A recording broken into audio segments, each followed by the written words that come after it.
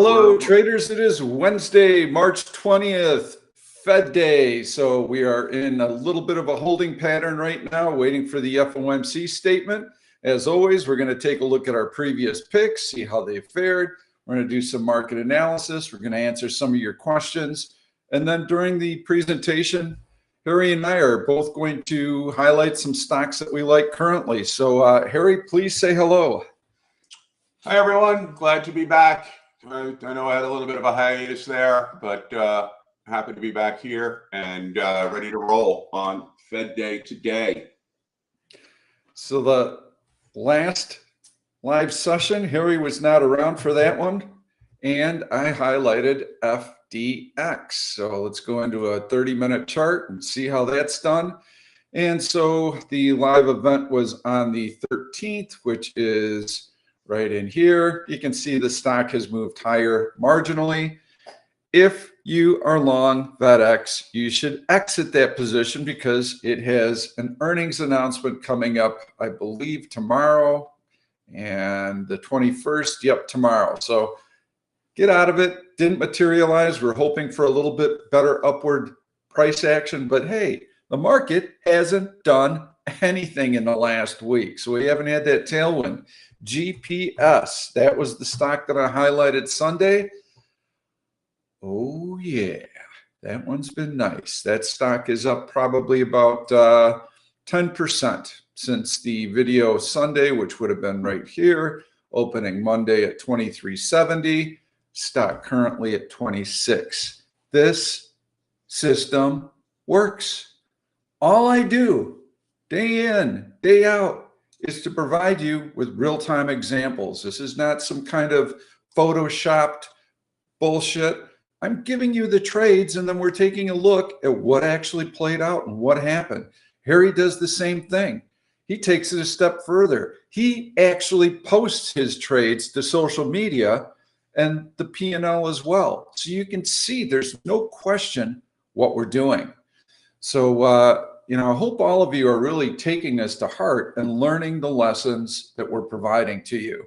The system works. I've been trading it for over 30 years, and we've got a lot of members. If you take the free trial, you're going to come in and you're going to see a chat room that's filled with traders posting great trade ideas. They put in the work. They put in the effort. They've learned the system. They understand how it works. It's not just me posting great trades. It's not Harry only posting great trades. It's all the members. That's the proof. So this can be learned and replicated. If you're serious about trading, you should take that next step. So along those lines, Harry, you've been in your challenge. Why don't you tell us a little bit about that and how it's going? Yeah, so, as many may know, over the last year, I've been trading rather large size on 100 calls, 100 puts, 10,000 shares, whatever. And so some people said, well, great and all, but we don't have that account balance, so it doesn't help us. Well, you're not thinking proportionally. It should be about the trades themselves and the picks that I'm making. But okay, fine. I said, I will take a $12,500 account and double it. And, the magic number being 25,000 because that's the PDT day trading minimum allowance balance. And so I think it was around 2 months ago I started, and everyone said, no, take it slow. Don't, we want to see meticulous build. So I have done almost 100% swing trades in this account and have taken it from 12,500 to 21,000 right now. So it's 4,000 away from goal. And it'll reach that goal probably by the end of the month. I don't really doubt that. And of course, the first thing I'm asked on Twitter or X, whatever the fuck it is. Well, once you hit 25, you could go to 25 to 100 or 25 to 50, and it just never ends. Is that going to help you? I hope. I don't know. It doesn't help me. It costs me fucking money every time I do one of these because I'm not trading my other account. But I'd like to think it helps, but Pete, you and I both know that the sad truth is that for every couple hundred traders that try to come in, even with the best intentions, a few are going to make it. And it's just a matter of embracing really what it takes to do this, and be successful at it. And you know, a few people get it, and those people, we see them, they go on and they do great. So hopefully people get a lot out of these things, at least learn a little something. You know, maybe worst case scenario, they just don't lose as fast. I don't know. Yeah, I mean, thanks to you for all that you do. I know it's really hard. I don't know how I've been able to do it for so many years. You know, my time is coming. I'm winding down. I look forward to the day when I just trade and I don't have to explain anything to anybody. Why did you buy it here? Why did you add there? Why did you exit there? And these are all legitimate questions. I'm just telling you, it just wears on you. And that's why most traders, most successful traders, you don't hear boo from them. Why would they want to spend time doing this? They just don't. They trade and they keep to themselves. So I'll say one couple of things about the challenge. Is one thing that you'll notice is that right here on the chart is when Harry started doing his challenge. The market has gone nowhere. There is no market tailwind, yet he's been able to produce these types of results. I'm not talking about this big rally here or the big rally from November. He probably would have been able to hit 100% in a month with this type of market tailwind. This is in a tough market condition when you have to be throttling your risk. You're in when the moment's right. You're on the sidelines waiting for the next setup. And that's a mistake that many, many traders make, is they want to keep putting trades on and putting trades on and putting trades on as if every day is the same. It's not. So that's one thing I wanted to mention. And the other thing is that it's just so hard to do this socially. It's time consuming and it takes a lot of your attention away from your normal trading. And you get the crap along the way too. Everybody's always criticizing and critical. Oh, I wouldn't have done that trade. That was a stupid entry. Oh, he's going to lose money on this one. And then lo and behold, you post a winner. And you never hear from those idiots again. People fail, I guess. I don't know. It is what it is. But yeah, you know, I wanted to pick a market. You know, we were kind of towards a market top area where we had a nice bullish run, but I didn't want to do a challenge like this and then be like, you know, well, you know, can you do it when the market, you don't have a market tailwind? So we are doing it without a market tailwind. But, you know, I would just encourage people to be judicious with your questions, because, you know, you really want to get the most out of what you're learning. And, you know, imagine looking at a professional ball player. Do you want to ask them, why'd you swing at that? Why'd you swing at that one? You swung and missed at that one.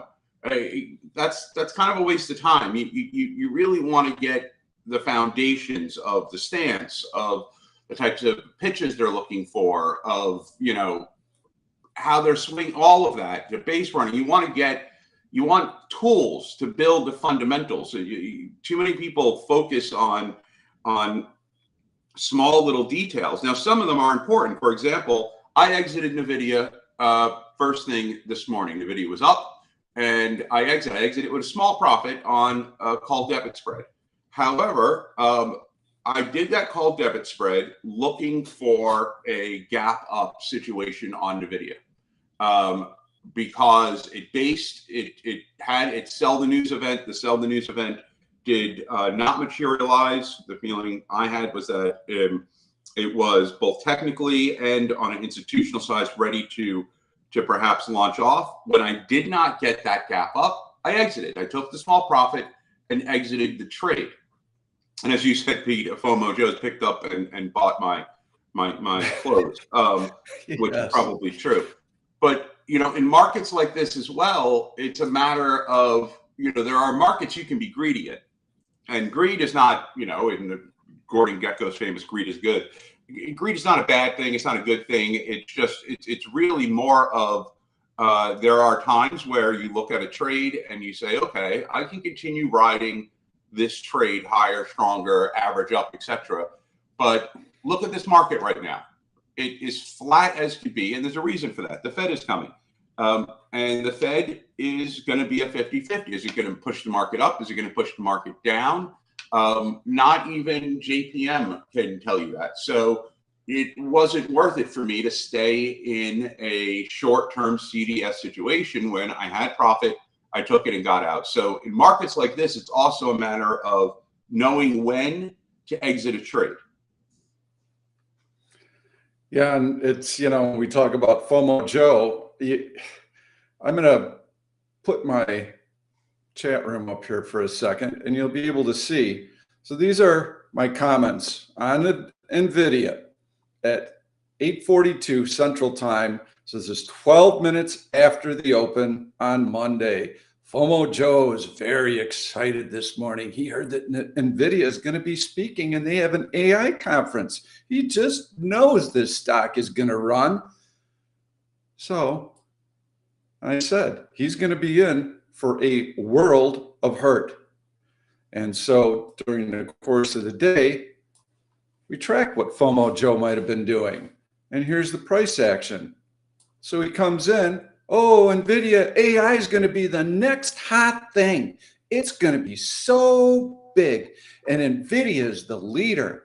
I'm going to buy some on the open because they're going to have great news today. And so he buys right into here. And you can see this is the first 12 minutes in. This is when I said FOMO Joe is getting ready to take a world of hurt. You think these institutions aren't aware of this? If you look at the options volume, you can see retail traders who have lost their minds by the number. Look at the number of calls that have been 6,000 volume, open interest on the 1,400 calls expiring Friday, 5,000 on the 1,800 calls expiring this Friday. People have been buying up these insane. I mean, you get a 1,800 call. You're talking about the idea that, oh, Nvidia is going to more than double in price by Friday. This is all retail here. Even the 1,200 calls, they're 12,000 open interest, a volume of 2,300 on it. That's insane. This is retail here. A ton of retail traders that have the amount of people that have lost money on those 1,000 calls at that strike point of 1,000, 20,000 open interest, 10,800 volume here. These numbers are mind-boggling of the number of people that have tried to use a Nvidia lotto system, scratch-off tickets, and obviously have lost their money. But it just goes to the mentality that people have. And you can see this. This is a chart of the March 22. We have this in Option Stalker Pro. The expiration cycle is March 22. And if you click on the Max Pain tab, you'll be able to see how the open interest has grown in each one of these corresponding strike prices. So look at that call volume. It is absolutely crazy. So this is all just speculative money coming in and chasing the idea that Nvidia is going to be popping because they've got this big conference. So the market makers know all that. In fact, let's do another thing is let's go and take a look at the expiration cycle for this week. And all I'm going to do is I'm going to scroll down to the strike prices. And I'm just going to click on one because what that's going to do is it's going to tell us what the stock implied volatility is, and it's going to tell us what the historical volatility of the stock is. So you can see the blue line is the stock volatility. The stock is doing nothing. Well, what's the option implied volatility doing? It's taken off. Look, just in the last week, it is skyrocketing. Why? Because of the conference and because there is a chance that maybe Nvidia is going to be talking about their future products. Of course, that's what they're going to do. That's why they're having the conference. So if you think that the market makers aren't aware of this, they are. Even with the stock flat, when you start seeing option implied volatilities go up, it tells you that something is going on and that you need to investigate it. You'll see this before earnings announcements. Those are scheduled, but it could be patent litigation that's going to be resolved. It could be clinical trial results. You don't know that that's going to be released, but if you're going to be trading these options, you should take a look and see if the option implied volatility is starting to spike when the stock is flat. If it is, it tells you that something is going on. Those option premiums are not there by mistake. Market makers are not idiots. Other institutions. I asked JPM when the Nvidia conference was going on, and I said, anything that they're doing right now, a surprise? Anything that was unexpected? And they wrote back and said, nope, not a thing. Which means the run up in Nvidia that you saw in the last month, 2 months, was an anticipation of everything they just announced. There was nothing new that institutions went, whoa, I didn't know they were doing that. They knew what was going to be announced, and that was all priced in this run up, right? And that's how you get to sell the news event, which is it's all priced in, and then the event happens, and then you get the sell off.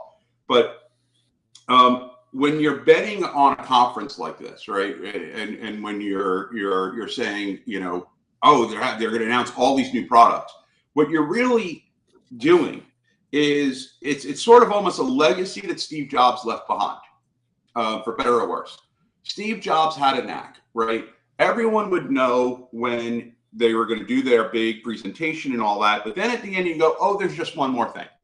And then when he did that, he would announce something that nobody knew was coming. It was always like guarded, high-level clearance in Apple, did not get guarded secrets, right?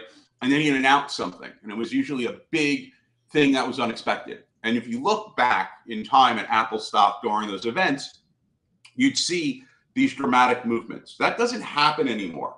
And so what you were betting on with Nvidia, and everyone who did a Nvidia straddle, for example, and got screwed because it really didn't go anywhere, was what you're really saying is there's going to be a Steve Jobs moment. There's going to be a moment where Jensen comes out and says, oh, one more thing, and announces something that no one knew. But everything they announced, which was all incredible, Nvidia is taking over the world, no doubt. There isn't a single company that doesn't have some Nvidia connection. But all of that was known. All of it was known going in. There was no surprises, and that's why you didn't see a huge jumper movement in the stock. Now, it's still it's encouraging that you didn't get to sell the news, which means, you know, that's because the analysts are raising price points, blah, blah, blah. But the price action tells you that information was priced in, but a retail mindset thinks every single thing, oh, look, they're doing robots now, or they're doing this now, that's got to pump the stock. It has nothing to do with it. All that matters is, did they announce something that no one knew they were going to announce, and is it a positive? That's what matters. But retail can't seem to wrap their head around it. They just take news at face value without realizing that these institutions, that's their job. They know this. There's someone who's dedicated to Nvidia, a whole team. They're well aware of what's going to be announced before it's announced. Yep, and so here's the mentality of FOMO, Joe. You come in and the stock is above the prior day's high, and you got this gap up, and the conference is starting. So, oh, look, two stacked green candles. I can't wait. I'm going to buy it right now. Oh my gosh.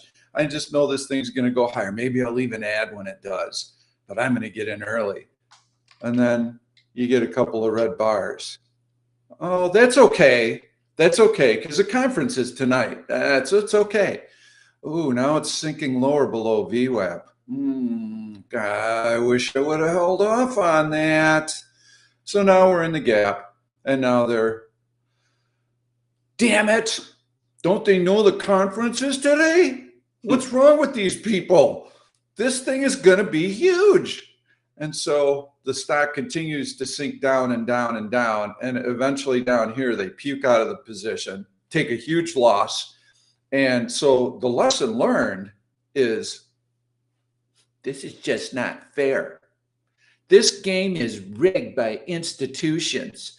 How is anybody ever supposed to make money doing this? Well, the way that you make money is you stop thinking like FOMO Joe and you start thinking like the institutions. That's what you have to do. And you see what institutions are doing in the price action.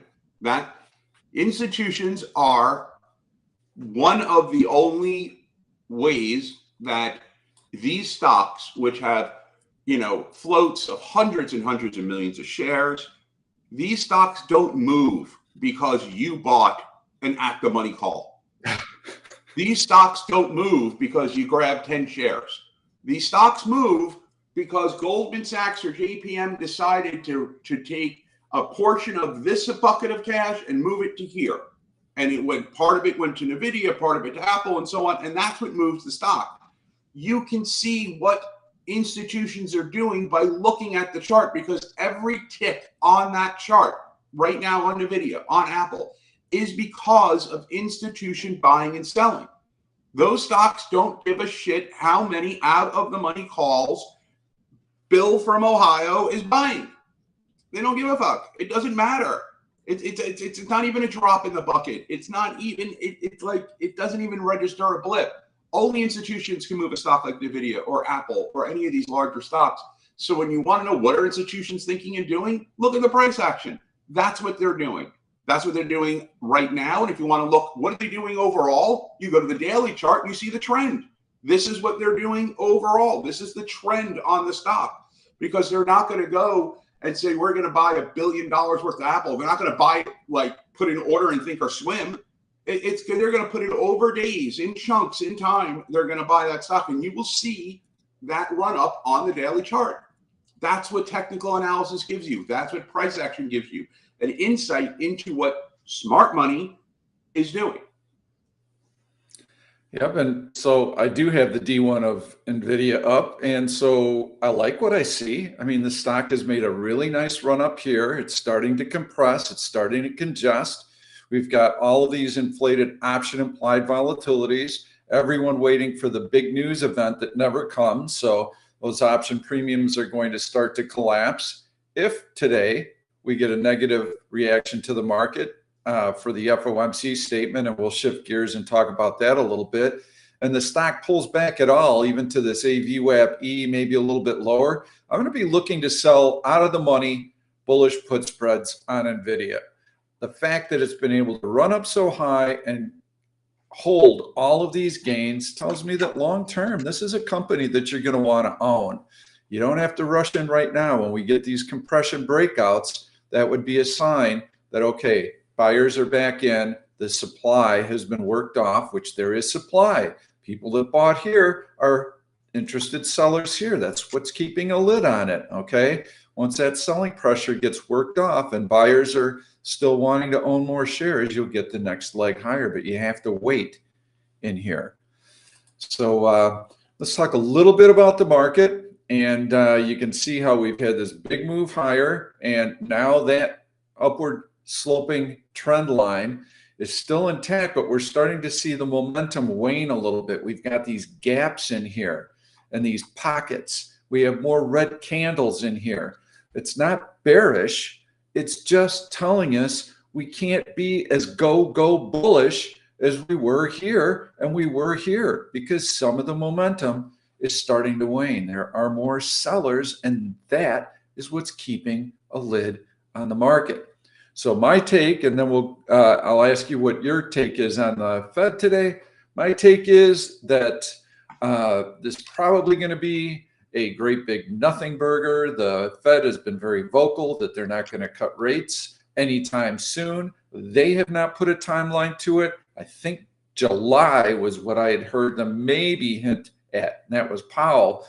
June, 70% chance of a Fed rate cut priced in by the market. Market has been pricing in rate cuts since last September, and aggressively, and they haven't gotten what they want. They are not likely to get what they want because the economy is strong. There's no reason for the Fed to cut rates. Credit crisis, there is none. Really good job growth. So I think what's happening here is we're seeing some of this compression because those buyers realize that they don't need to rush in and buy right now because the market's not smoking higher, and they're hoping for a dip, just like I am, And if we get through the FOMC statement without a dip, then we're probably going to break out in the course of the next few weeks. If we do get that dip, I'll be very interested. Anything, gosh, anything in the down in the 504 level, I would be very interested in selling out of the money bullish put spreads on any dip. It won't last long. I agree. I mean, you could even do a 800, 795 on Nvidia for April 12th for $1 right now. That breaks through two decent levels of support, an upward sloping trend line that acts as support there, and obviously the 800 price point as well. So you get, you know, two. AVGO moving right now off of their conference. Nice move on AVGO. If that move is maintained and confirmed, you have a really nice break above the SMA 50 here. It gets above the EMA 15, which is 1279, approaching that right now. You have a decent confirmation of an SMA break. AVGO, that could be a very nice bullish put spread to put on as well. You know, stocks like that, you're going to get decent premium, and you'll be able to, you know, get it within a 3-week time frame. So both of those are good. Yeah, so I just set an Nvidia LRSI alert since we're on Nvidia. Yep. H1 LRSI greater than 20. How does that happen? Super easy to set these alerts. That's what you should be doing ahead of the Fed.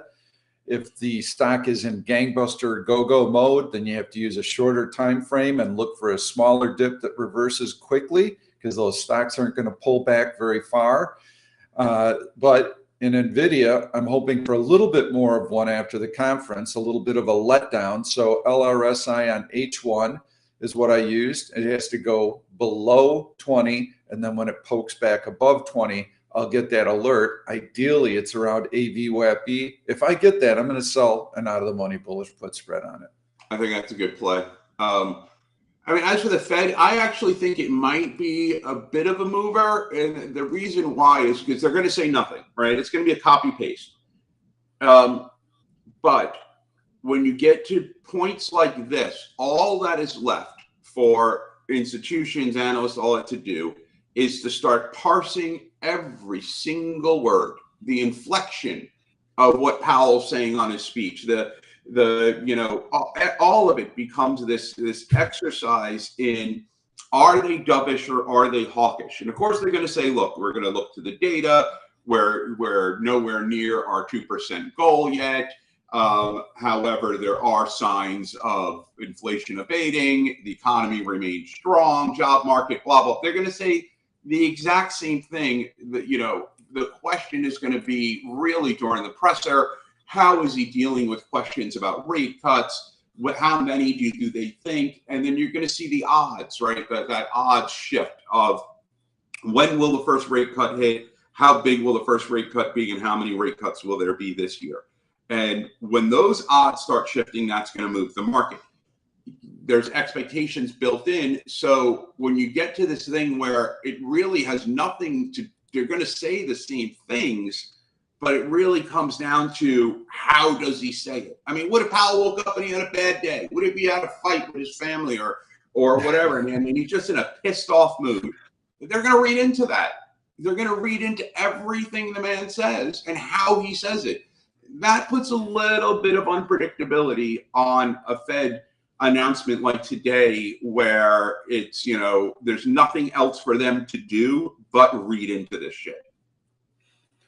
Yeah, it's definitely going to be a cold splash of water, but is it going to be a surprise? And that, I guess, that is the question, because the market's not going to get what it wants, and he's going to be more hawkish than they would want him to be. And so, you know, wage inflation has been an issue, but that's come down in the last jobs report. And Christine Lagarde from the EU has just said that she's noticing a lot of wage, not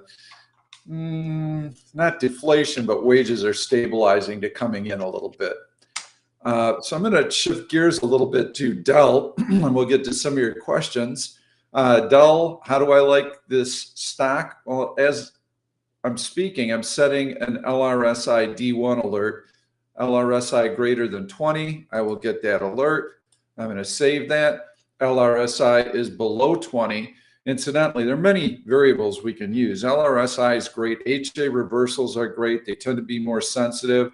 I could have set one on relative strength. When relative strength goes back above 0, give me an alert. But I chose LRSI, so it's below 20. I'm waiting for it to go above 20. Now, if the stock fills in more of this gap, then I'm not going to be as interested in that cross, because I'd like to see it preserve half of this gap up. Okay, and right now it is.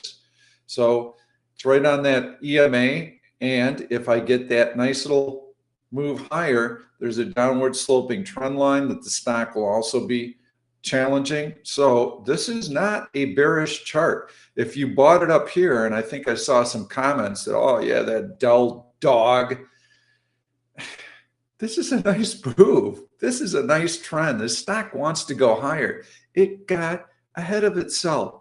So if you played FOMO Joe up here and you had to have it, well, you bought it too early. You got to give these earnings plays about 10 days. Only then will they start to show their true colors.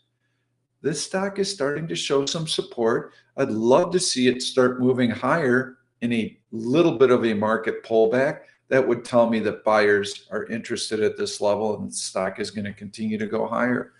So I like the move. I think everything's good. You're just early in the trade. Now you should have waited. Now you're going to have an opportunity to maybe have the stock move your way. Got it. Kind of a strange question here. I don't know. I get it. What do you think about SPX/Fred WM2NS for calculating how much of the available money is entering the market? And what I'm gathering from that question here is you're referring to the S&P 500 and you're referring to the Fed Reserve database, which is, I think, out of St. Louis.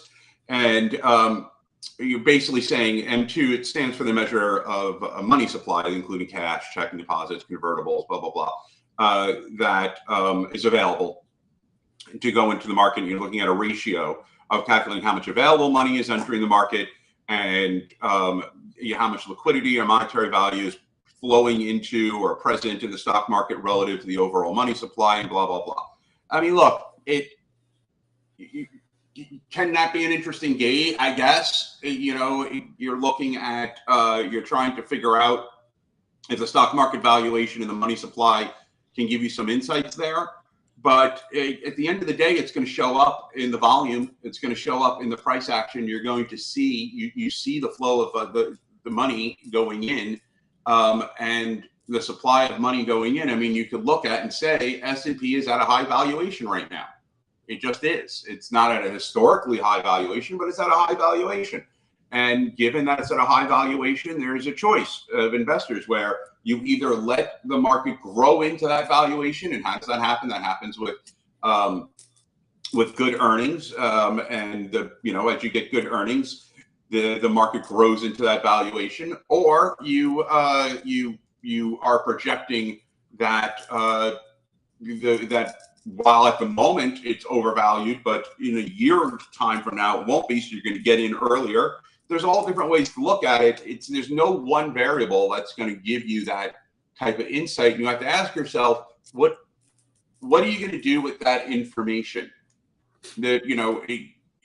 All of that information that you have and all that ratio can be undone by one word from Powell, and all of a sudden the market tanks because they don't think there's rate cuts coming until the fall.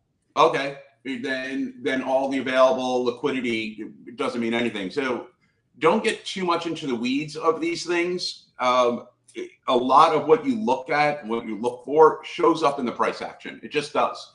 You'll see it in the volume. You'll see it in the price action. You'll see it in the larger stocks. Look at a stock like Apple. The fact that the market has been able to move higher and maintain it at its currently pretty high rate, close to the all-time high, while Apple has been depressed, in and of itself is an impressive feat, because Apple actually is the largest component of the S&P 500. So doing it without that stock, that tells you that that, you know, the Nvidias of the world and all that are pushing up the market. All of these are intangibles, all of these, and the farther you get removed from price action, the farther you get removed from looking at the technicals, the more you get into a situation where you're trying to interpret things that you might not be qualified to interpret. 100% agree with not playing junior analyst. And if you watch Bloomberg or CNBC, you're going to hear lots of these gurus and economists out there. They couldn't trade their way out of a paper bag, quite honestly, but they're going to give you all sorts of reasons to be bullish and bearish. Money supply, I'm not saying that it's not important. It's important when institutions deem that it is important. And so a great way, who's affected by money supply? Well, I would say that banks would be pretty impacted by money supply. That looks like a pretty nice tight pattern to me on XLF. Look at any of the big banks like JPM. Yes, I think they are just fine with the current money supply. When this chart changes and we start seeing long red candles, then we can start worrying not about money supply, but about whatever they happen to see. As banks, I mean, this is all money. It's liquidity plays a huge part in the market, and it is the oil that lubricates the economic engine. So yes, it's important, but we don't need to bog ourselves down with that type of information. We just need to watch price action. When it tells us that we should be more cautious, we get more cautious. We don't try and question why. By the way, because I always say if it's shared with me, I'll share it with everyone else, so I don't have any type of unfair advantage or not. This morning, JPM is trying to encourage me to do a straddle on Nike earnings, and we don't encourage earning plays at the 100 strike, because they are very confident that Nike is going to outperform the projected 7% move off of earnings. And so they are advising, just so you know, and if you see volume there, their clients to go into a 100 strike straddle on Nike earnings for Thursday night. I'm not suggesting you do that. In fact, I encourage you not to do that. But as usual, if I have that type of information, I don't want to be the only one. Yeah, and it's interesting if they're bullish, why are they just telling you to buy some calls? I know. So the fact that it's heads tells me this morning, which obviously would have been, would have been a good idea. But I responded that I'm not touching the spawn of Satan's stock, no matter what you tell me to do. Obviously Boeing's going up, and it's a self-fulfilling prophecy. Part of the reason Boeing's going up, because I guarantee I'm not the only one they told to buy Boeing this morning. They probably told every single friggin' person, buy Boeing, and look, oh, people are buying Boeing. Shocking. And then more doors will fall off, and then all of a sudden the fucking thing will drop.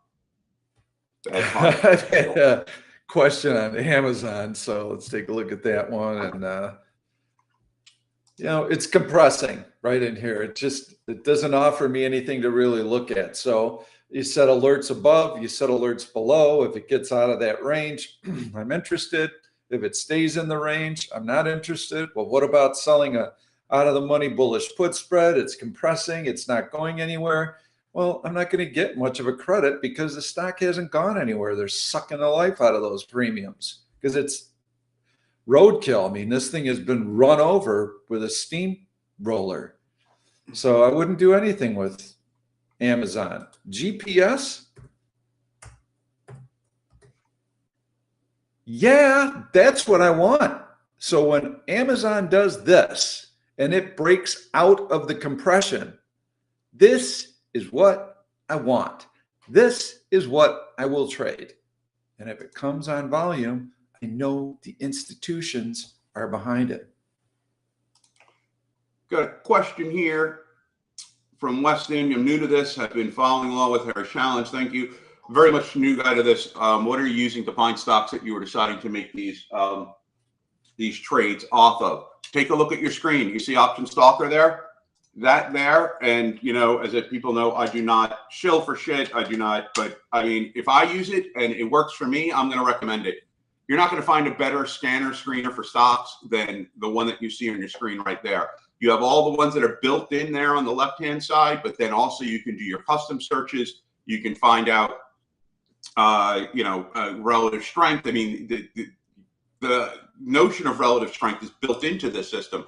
So that is where you should go to find your stocks. By the way, ALAB just opened, and that is an IPO, which I got in at 36, and I am selling it at 53. So there is some benefits to being with JPM, I guess. I'm going to go ALAB.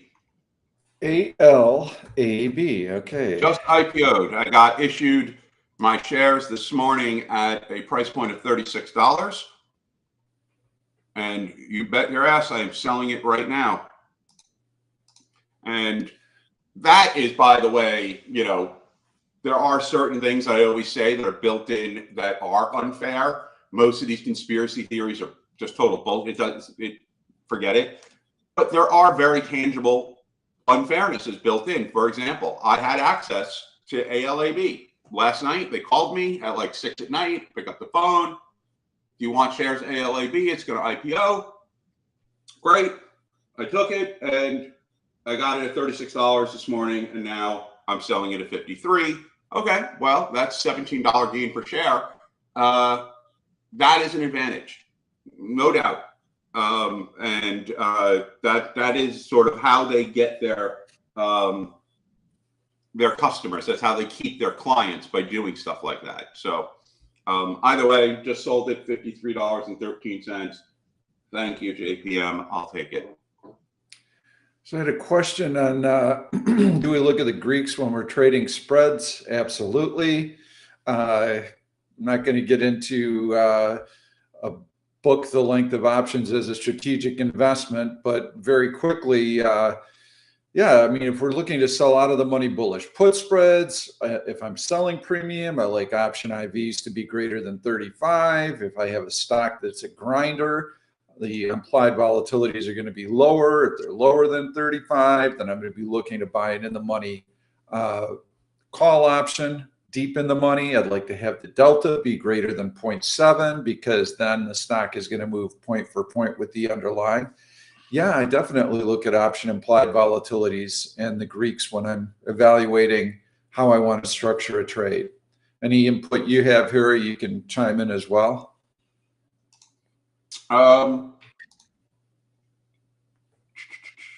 What was the question, Pete?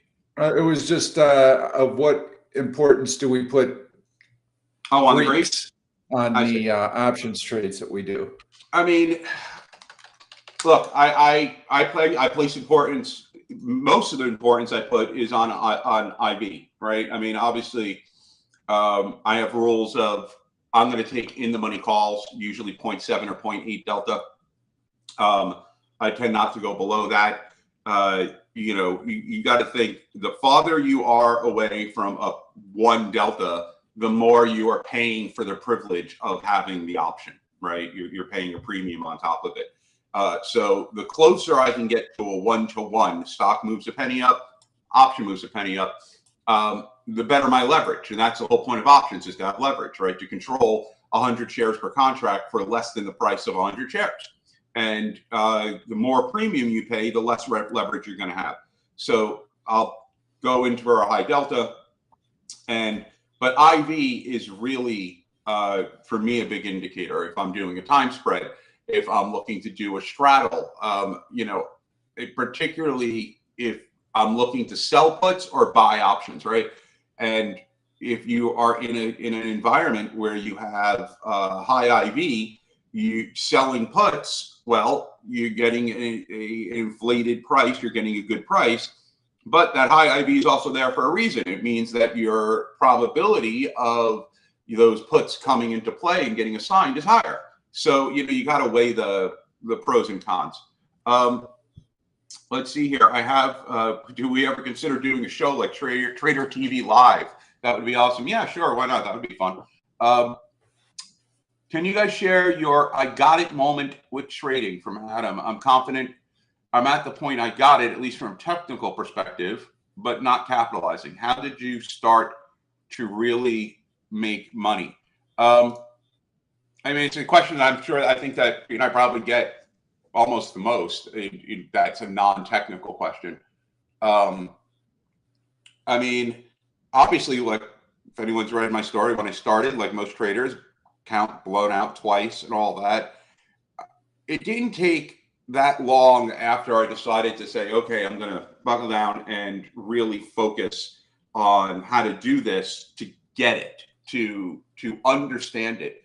The mindset part of it, the part of knowing when to open a trade, when to close a trade, to add to a trade, all of that, when to not chase there's no one I got it moment. There's just a moment where I start becoming consistently profitable, and then I start becoming better and mindset becomes better.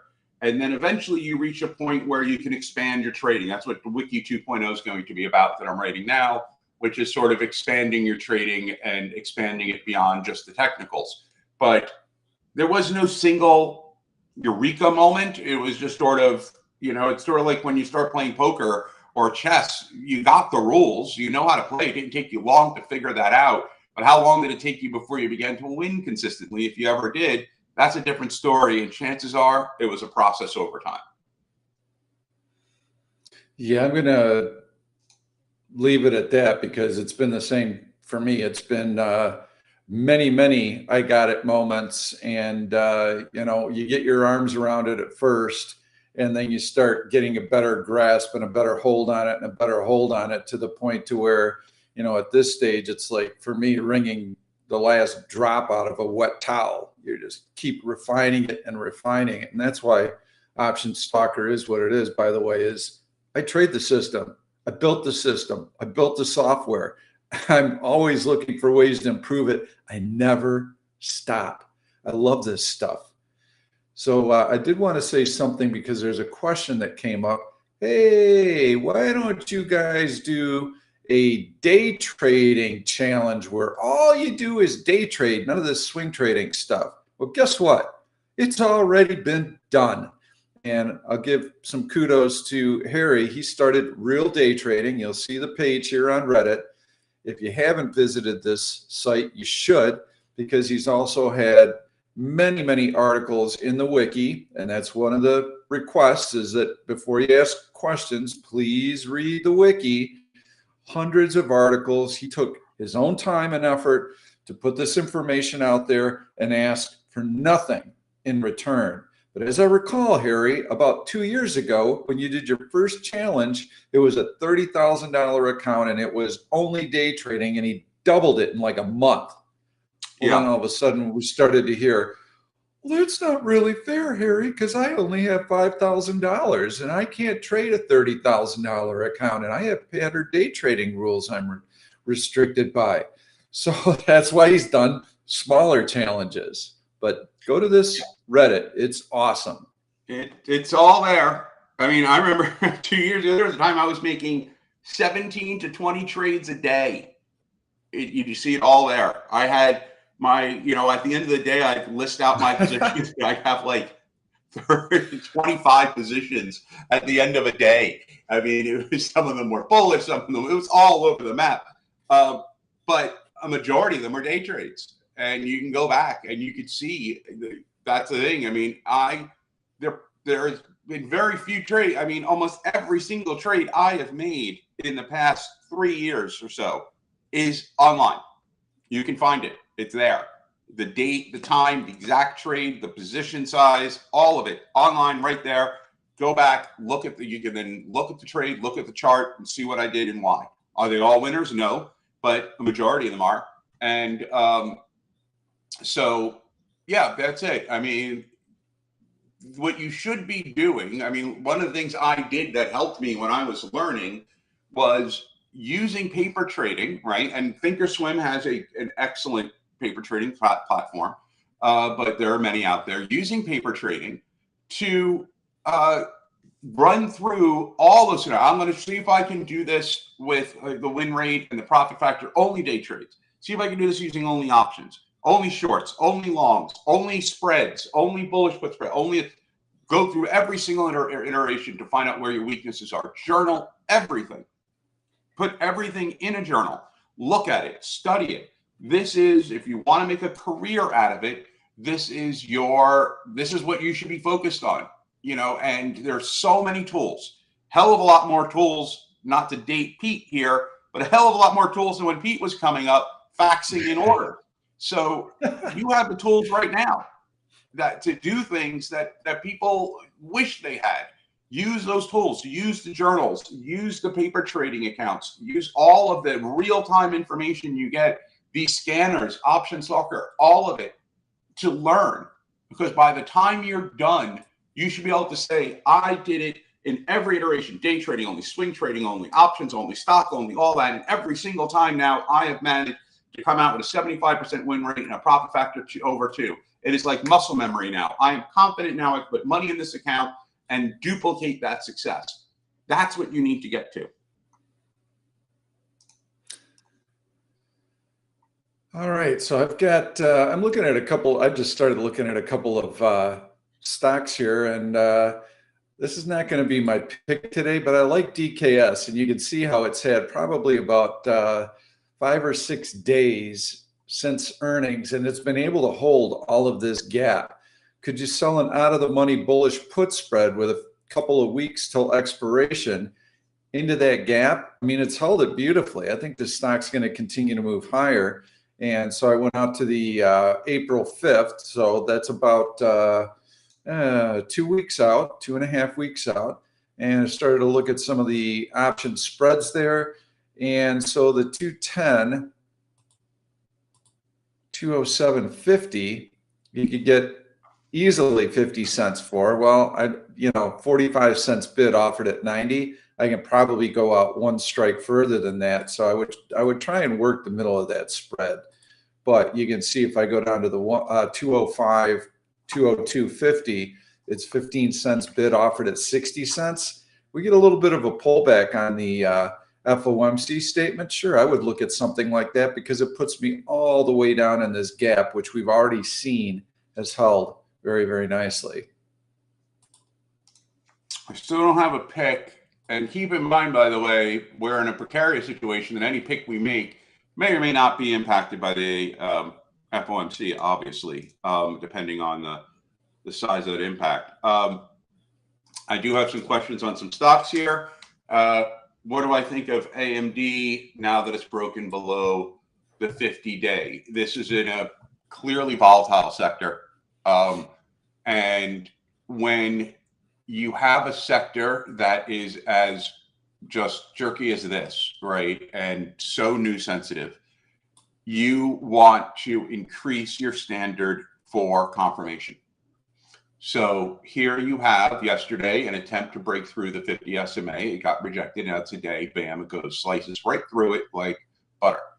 But for me to short AMD, and I'm not saying it will be a bad short, it may well be a good short. I would like to see tomorrow it go below the low of today. If I see that, I will take it as confirmation on AMD, and I will probably look to short the stock. So this is just something where tomorrow you take a look, and if it opens down, great. Now you're, what if it gaps down $5? Well, yeah, then you fucking missed it. Sorry. Better that than shorting it and tomorrow it gaps up $5. Now you're stuck, right? If it gaps down 5 tomorrow, then there's some serious selling going on, and it's still a good short. You didn't miss shit. You just got your confirmation, and you could still short it. So that's what I think on AMD. If it were a different stock, if you're talking about General Mills or whatever, I'd say, okay, maybe it's time for short now, but you need confirmation, on stocks like this that are very volatile. And so wait would be my advice.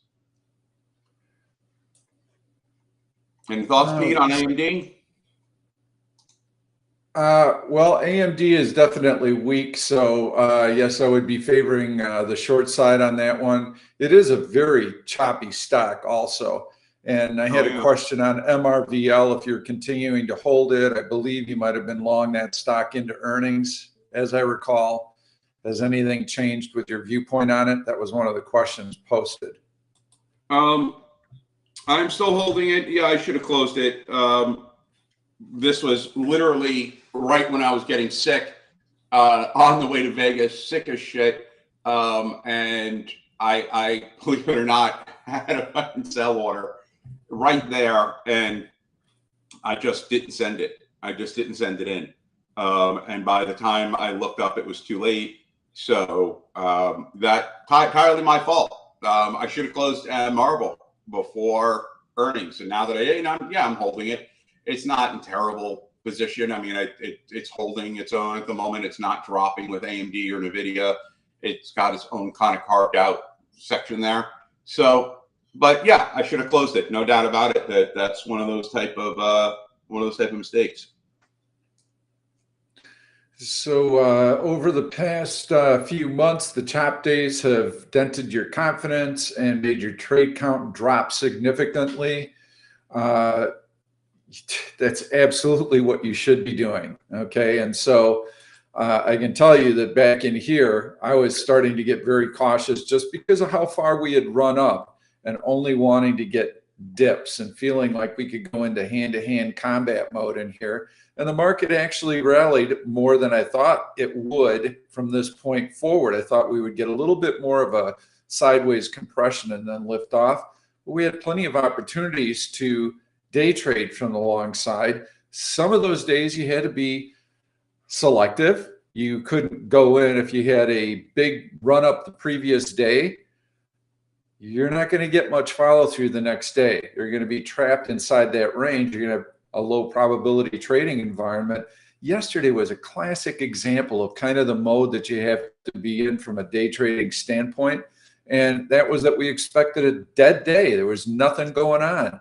We had a bearish 1OP cycle that kind of ran. We found support. We had a double bottom higher low in here. We were able to get into the gap. This is where I started telling everybody in the chat room, okay, I'm not jumping up and down with excitement here, but this looks like a pretty good place to start taking some long positions.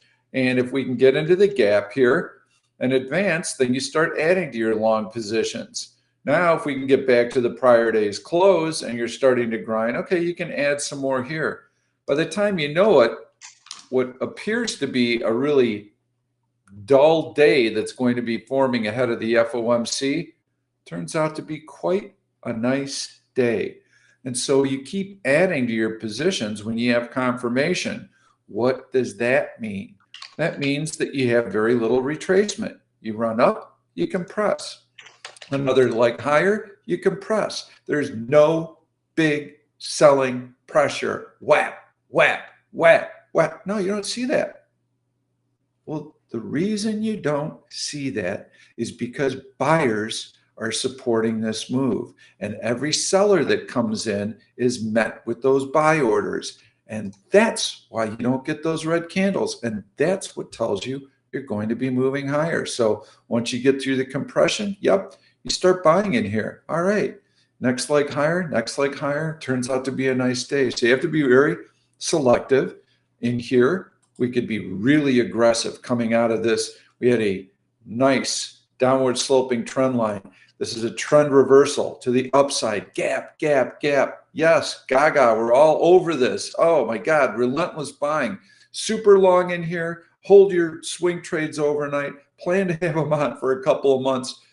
Any dip is going to be brief and shallow. If you've watched any of my videos or read any of my articles, I mean, I've been very, very vocal about this.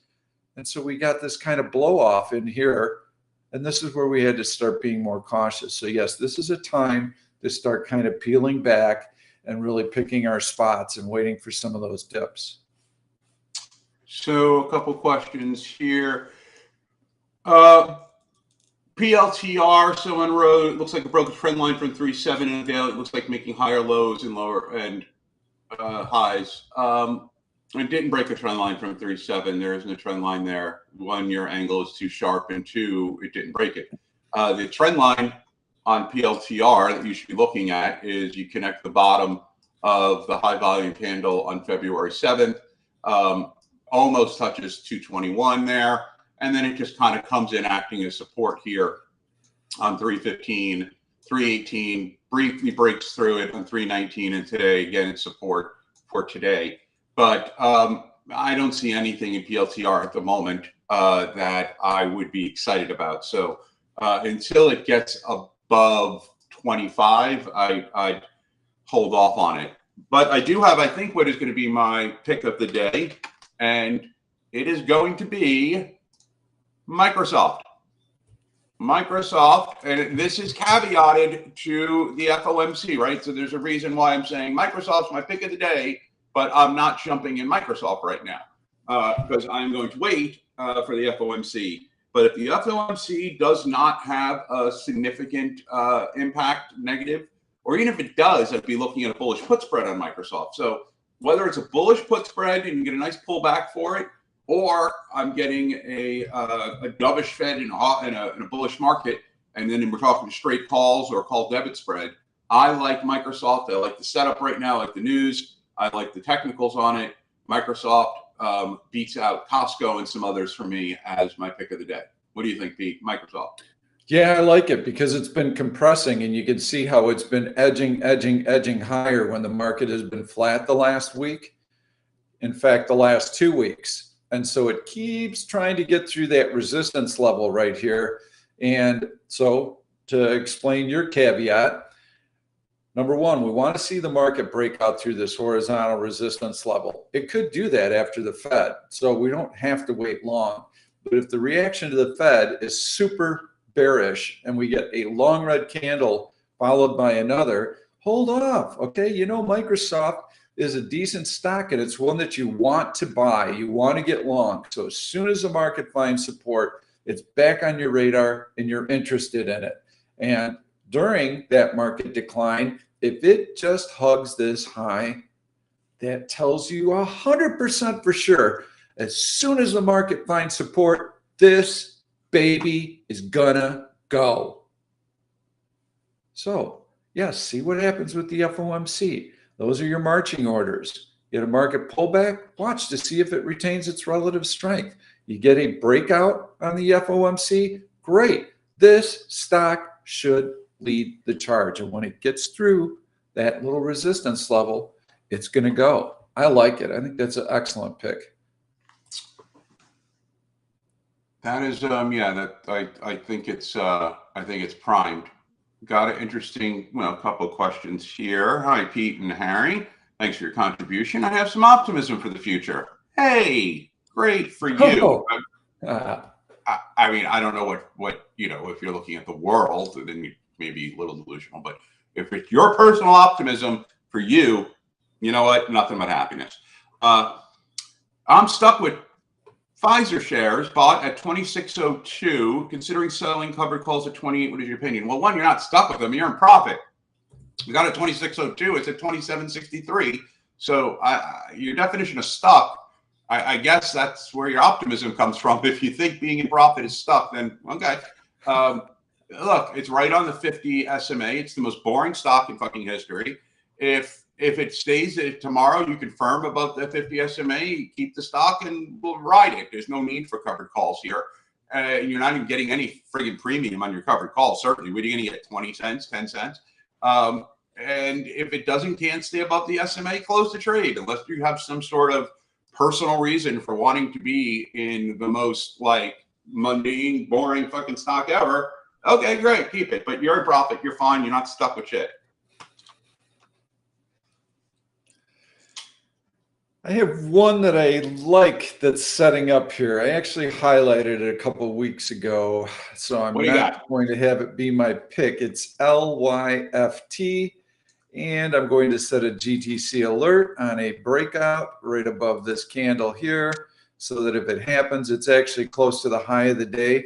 I love this. I mean, yeah, it's a cup and handle formation, and what these tell us is that you had a fairly heavy wave of selling. Stock comes in. it tests this horizontal breakout. This is where I had advised selling the 1550 puts for, I believe, 60 cents a couple of weeks ago. Those are expiring worthless. Never got assigned the stock. I was hoping to be assigned the stock at $15. I would have loved to have owned it right there. But this stock is actually improving. So now on the second wave of selling, you can see how half of this move has been preserved and there's a higher low. It's getting ready to break out to the upside. So you'll probably hear me highlighting lift again in the future because I think it's going to break out. I like it. I like that stock. I like the break. I like the gap has been held. It's it's not going to be a huge mover, but again, it's all proportion, right? You can get more options or more shares with a stock like that than you could with an Uber or anything else. So I like it. I like it a lot. Someone says, I'm looking at Moderna and it might dip with the FOMC today, or it might go up, or it might stay the same. Stocks like biotech stocks tend not to be as impacted. But okay, if it dips below the 50 SMA, which is at 98.94, is 195.419 for a $2 credit still worth it? I don't know what you're asking there.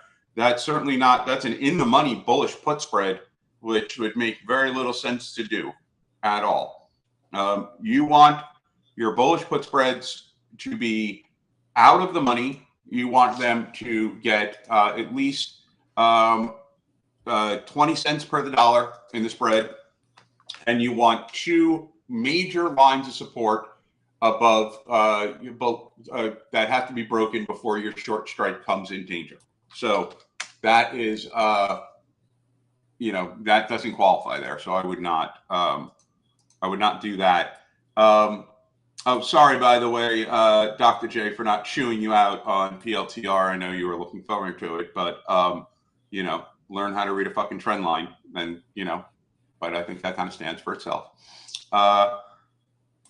Okay. On a stock like GPS, Pete, that's your pick. I would be looking for it to pull back to the 8 EMA or compress to ensure I'm not chasing a runner. Yeah. See this? You can't get chasing a runner. Is that being too conservative there, Pete, on GPS? What do you think? Is he not pulling the trigger fast enough, or what are we talking about? Well, yeah, the train has kind of left the station. I wouldn't be chasing it in here, and I would be setting a alert, an LRSI, maybe an M30 alert, M15 alert. See the character of that dip. So I'll put it up on an M30 basis so we can take a look at what the stock has done previously. This is actually in the last video that I did on Sunday. I explain how we can use some of these LRSI cycles to see what the stock has done previously. So on an M15 basis, you see this dip below 20, dip below 20. When you see these dips below 20, I want this low to be lower than this low. Was it? Well, that low happened here. That low happened here. So yes, this would be a good buy signal. So what I'd be looking for is when you get this LRSI dip, you want it to be brief and shallow. You want most of these gains in here to be preserved. If they are, then buying that LRSI cross is going to get you in on a dip and you won't feel like you're chasing. Using an EMA 8 can also work. Sometimes if the stock has a lot of momentum, you're not going to get that pull back to that level. It may only touch it. But yeah, we're starting to distance ourselves from it. So in the spirit of a market that's not going anywhere right now, yeah, I'd probably be looking to take some gains on this, not the whole position, but take a little bit off, depending on what the FOMC does. You get a nice breakout, you can hang on to it some. If you get a pullback in the FOMC, then you should probably scale out of the position and look to maybe re-enter on another dip. All right. I'm getting in on the Reddit IPO. That's going to be fun. All right. Real Dave, Miss Champagne Diva, I want to say huge thank you. I've hit you up in your DM so many times that you've never hesitated to provide with some gnarly trading advice. So you're welcome. I hope it helped you. I know I get a lot of DMs, and if I look through them now, I'm backlogged by a large number. I just haven't responded to them. So if you have sent me something and I haven't responded, just send it again, get it to the top of the thing so I can see it. Chance AMD might reverse if Nvidia goes up since they trade similarly? Sure. Is there a chance that it might continue to go down? Sure. I wouldn't, what are you going to do, a pair trade or something on this? Don't. You know what? Nvidia is in its own class right now. And the question for some of these other chip makers is, are they able to kind of carve out their own identity separate from Nvidia? Because the problem is the moment they do that, Nvidia sweeps in and goes, oh, you want to make bespoke chips? We'll do bespoke chips. Oh, you're going to focus on, we'll focus on game. And they get crushed, right? So, but they are getting kind of swept up. And some of this is being swept up into these ETFs as well. It's very tricky, but I would not start looking at these sort of correlations on like a pair trade between AMD and Nvidia. It's just not a thing to do. I'm one trade error away from consistency, a mindset issue, struggling to accept the loss, knowing what to do, but unsure how to implement. Is taking my time the only solution? Practical exercise I can do? Why don't you start on that one there, Pete? Sure. Struggling to take a loss, this guy. Or so the one thing that I do when it comes to losses that's helped me is I can pretty much tell by watching the price action of a stock if I'm in at a good price or I'm not in a good price. And the way that I do that is I start watching what the stock is doing relative to the S&P 500. And I'm going to go into 5-minute charts on both so that I can show you tick for tick what I mean. So when you start getting into these red candles on the SPY, for instance, and this is when a stock would normally start to see some weakness, okay? Great. Well, look at this stock. It's ticking higher. When I see this in the market and this in the stock, I get excited because I know I'm on the right side of the move. When I see this type of pattern in the S&P 500 and the S&P is rallying and it's taking off and my stock is flatlining or moving lower, that's not really what I wanted to see. So ultimately, at some point in time, you are going to see that you are not on the right side of the trade, that you are in fact maybe way on the wrong side of the trade. What you need to do is just tell yourself, I can always get back in. In fact, based on what I see, I'm going to get back in even better than where I got in the first time. And when this thing bounces, I'm going to be all over it because as soon as I get out, I'm going to take and set an alert on it. And so if it gets back to that previous price, I'm going to get back in the trade. And so the reason that this is so effective is because, number one, you're not telling yourself that you've been defeated. You're not telling yourself, oh my God, this is a shitty trade. I made really bad decisions. And you're going to exit this with a positive attitude of, hey, I'm just going to get in better. Okay, what's wrong with that? Getting in better? Fine.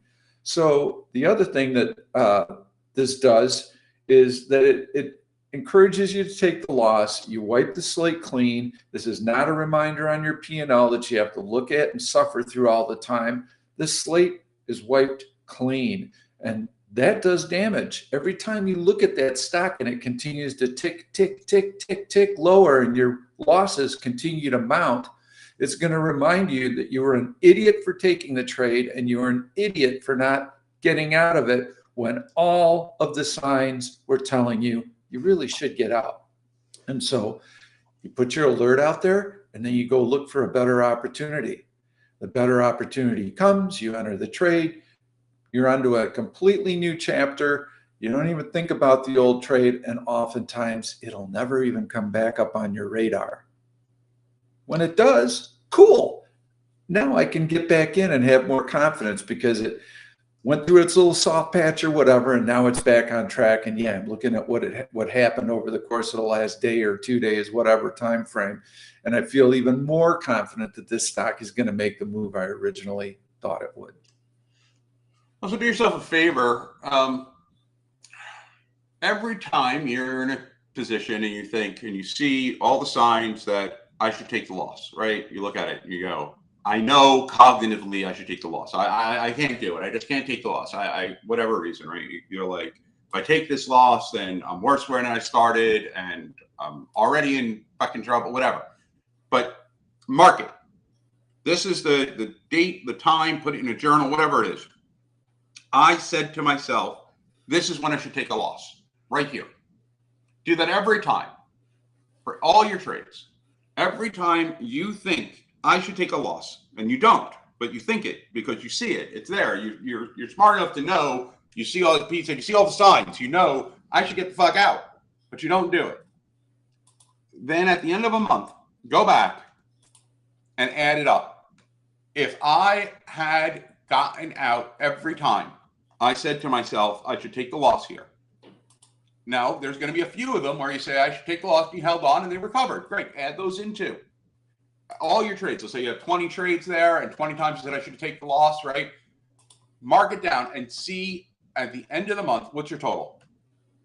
If you can look at that at the end of each month and go, if I had listened to myself each time I said I should take a loss, and you clear as day, you can do it month after month after month. The statistics are right there. I would be up, my account would be 20% bigger, 30% bigger, whatever. If I just listened to myself each time, and you still don't, then you have a serious mindset issue going on there. But first, do that. I'm not expecting that all of a sudden you're just going to start taking losses and get over the mindset. But you need to see it. Mark it down every time you go, I should get out of this trade. Mark it down. And then at the end of the month, add it up. See how much money you would have saved yourself if you listened each and every time to that voice in your head that's telling you, I see I should take a loss. So that's something you can do that maybe can help. What edge do prop firms get from level 2 or tape that us retail traders don't? The only edge that prop firms get is the edge of taking your fucking money. That's the edge prop firms get. You are their edge. You're the dumb money going in and going, oh, I'm going to put my money in. They're going to match it. They're going to give me this. They're going to give you shit. You know, you're their algorithm for them, and you're just doing what they're no. Level 2 data, all that, leave it alone. Forget it. You do not know what orders are sitting there to try to influence other orders. You don't know shit. They don't know shit. Their edge is you. It is almost a Ponzi scheme to get your money, and they do it well. So don't touch any of that shit. Honestly. Yeah, I'll take it even. Don't touch any of them. I'll take it even one step further than that. You don't even need to look at anything shorter than a 5-minute bar. Anything less than that is just simply noise. I mean, if you're a scalper, okay, then you're in, you're out, you're in, you're out. I love it. I hate it. I love it. I hate it. And you're just doing hundreds of trades a day. That's not the style of trading that we teach. We're directional traders. When we see a chart that we like, we're in the trade, we let it run, then we exit it, we take our gains. But we're not in there looking for these tiny little, nickel wins or anything. We're looking for dollars. So don't even look at a 1-minute chart. I think I might have my pick of the day. AEO. It's another retailer. I like it though. I like the long-term charts. I'm going to zoom out a little bit. You can see it's had very nice strength in here. It recently had earnings announcement. That was a B before the open. And so what we saw was a big spike up on the news and then a long red candle. Wow, that's pretty daunting, So they got excited about the number. Obviously, they probably beat results. Don't know, don't care, don't need to look at the earnings report. Stock pulls back, and now it's starting to show its true colors. Let's take this earnings reaction out. And let's just look at that previous horizontal resistance. Right in there. You can see how we're starting to poke above it. You can see this nice little rally off of AVWAP-E. and through what would have previously been that horizontal resistance. I like this stock. It's continuing to chug higher. You can see today it's on a nice little mission. Wouldn't buy it until after the FOMC. Let's make sure that we know what that reaction is. I like it. In fact, to put it up there with Microsoft as a FOMC. Nicely done. Nice pick. And I also, like Dave points out in the chat room, APP. Also very nice. Look at that chart on APP. We got a little bit very nice. Of a trend line here. Looks like it's just been reached today, coming off of 216. But I like this. You know, there's some I can do without some of the dojis and the long wicks here. But overall, you have a gap up on 215, and then you have a nice steady progression with decent volume up, marching up. And today you get a break of that high. Yeah, I like APP. It's a nice pick. I think both of those, APP, AEO, Microsoft, these are three. You know, you have now three great stocks with great daily charts, good price action, that if the FOMC proves that you are that these stocks are not going to be whacked because of the market in general, you have three good picks now to look at, to either do bullish put spreads on, to buy the stock itself. Some of these stocks are not expensive stocks, or you get some cheap deep in the money calls. The IB isn't terribly high on them, so you have three solid picks here off of this little broadcast. That any one of those are justifiably good longs. Yep, and what I like about that APP pick is you can see this long green candle on volume right in here. So this is awesome. This is wonderful. We need to make sure we got follow through, that this isn't just hammered back right back down. Well, that's exactly what they tried to do yesterday. They tried to hammer this stock down, and what did it do? It rallied all the way back up to the high from the previous day, and today we're adding to those gains. So there's that hammering move to make sure that buyers are still there, flush out any bullish speculators, rallies the entire day, and today we're getting follow through. So there are some of the price patterns you should look for. Any other questions that we have to get through?